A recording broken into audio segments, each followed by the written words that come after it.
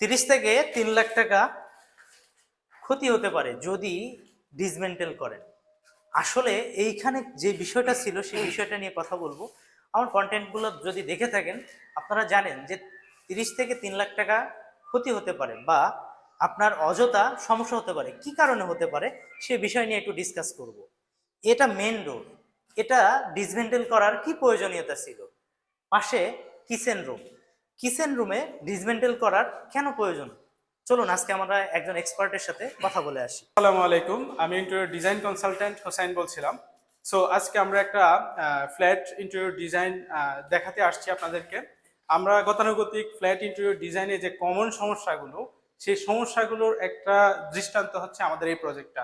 এই প্রজেক্টটাতে আমরা দেখানোর চেষ্টা করব যে কমন যে সমস্যাগুলো, এই সমস্যাগুলো আমরা আসলে কিভাবে ডিজাইনের মাধ্যমে সলভ করি। একটা স্পেস ডিজাইন করা মানে শুধু সুন্দর না, স্পেসটার প্রপার ইউটিলাইজেশন এবং হচ্ছে যে প্রপার ফাংশনাল যেন হয়, সেই জিনিসটা কিন্তু আমরা সবসময় চেষ্টা করি প্রত্যেকটা প্রজেক্টে ইমপ্লিমেন্ট করতে।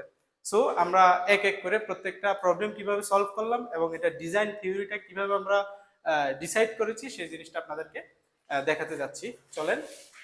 ইন্টেরিয়র ডিজাইন হচ্ছে একটা লাইফস্টাইল। আপনার লাইফস্টাইলের সাথে প্রত্যেকটা স্পেস কিভাবে ম্যাচ করতে হয় সেই জিনিসটা নিয়ে আমরা কাজ করি। সো বেসিক্যালি যখন একটা বিল্ডিং ডেভেলপড হয়, যারা হচ্ছে ডেভেলপার ওনারা একটা টিপিক্যাল থিওরি ধরেই হচ্ছে বিল্ডিং এর ফ্ল্যাটগুলো ডিজাইন করে থাকে। আপনি দেখবেন ম্যাক্সিমাম বিল্ডিং এর ভিতরের যে brick partition wall almost same, but as a interior design consultant আমাদের দায়িত্ব হচ্ছে আপনার লাইফস্টাইলের সাথে ম্যাচ করে আপনি স্পেসটাকে কিভাবে আরো নান্দনিক এবং ফাংশনাল করা যায়, সেই ধারাবাহিকতায় আমরা আসলে এই ফ্ল্যাটের যারা হচ্ছে যে থাকবে ওনারা হচ্ছে 3 জন, একজন হাজবেন্ড ওয়াইফ এবং ওনাদের একজন সন্তান আছেন। সো ওনারা ওনাদের যে বেডরুমটা চাচ্ছেন সেটা একটু স্পেশিয়াস, একটু বড় চাচ্ছেন।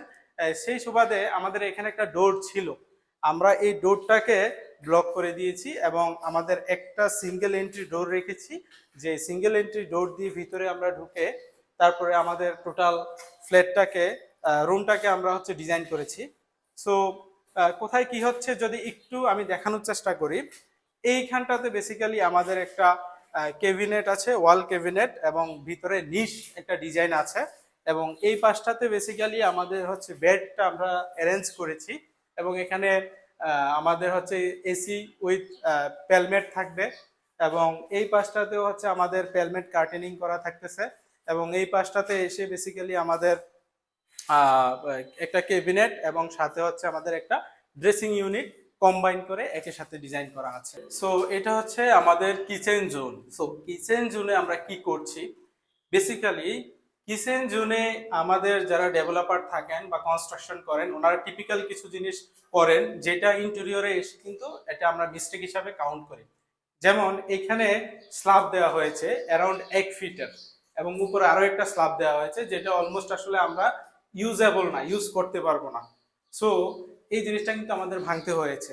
এবং এইখানে যদি আমরা দেখি এখানে যে কাউন্টার ওয়ার্কিং স্ল্যাবটা দেওয়া হয়েছে, ম্যাক্সিমাম জায়গায় আমরা, এটা কমন ভুল, ম্যাক্সিমাম জায়গায় আমরা দেখি বার্নারের জন্য স্ল্যাবটা ডাউন করা থাকে।